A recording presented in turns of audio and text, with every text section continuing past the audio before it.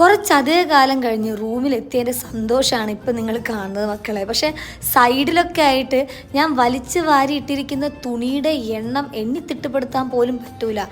എന്തായാലും ഇന്ന് അത് മൊത്തത്തിൽ തിരുമ്പി ഒടിയും എന്നുള്ള കാര്യം കൺഫേമായി. ഇന്ന് ഒടിക്കണം. കാര്യം എന്താണെന്ന് വെച്ചിട്ടുണ്ടെങ്കിൽ ടെറസിൻ്റെ മണ്ടേ പോയപ്പം നല്ല വെയിലാണ്. ഡ്രസ്സ് മറ്റേ കൊണ്ടുപോയി അവിടെ മലത്തി ഇട്ട് കഴിഞ്ഞിട്ടുണ്ടെങ്കിൽ പൊറാട്ട പൊന്തി വരുന്ന പോലെ പൊന്തി വരും. അപ്പം നമുക്ക് ഡ്രസ്സ് ഇടുമ്പോൾ നല്ലൊരു ഫീലും കിട്ടും. അതുകൊണ്ട് ഇത് ഞാൻ കഷ്ടപ്പെട്ടിരുന്ന് കുത്തി തിരുമ്പി സെറ്റ് ചെയ്ത് അത് ഞാൻ തിരിച്ചു റൂമിലേക്ക് എത്തിച്ചിട്ടോ. കാര്യം എന്ന് വെച്ചിട്ടുണ്ടെങ്കിൽ നമുക്ക് വൈകുന്നേരം ഇവിടെ തൊട്ടടുത്ത ശിവക്ഷേത്രത്തിൽ പകൽപൂരം നടക്കുന്നുണ്ട്. എന്താണ് ആ സംഭവം എന്ന് എനിക്ക് അറിയാൻ പാടില്ല. പക്ഷേ ഭയങ്കര വലിയ ആഘോഷമാണ്. ഒരുപാട് പേര് വരുന്നുണ്ട് എന്നൊക്കെ അറിയാം.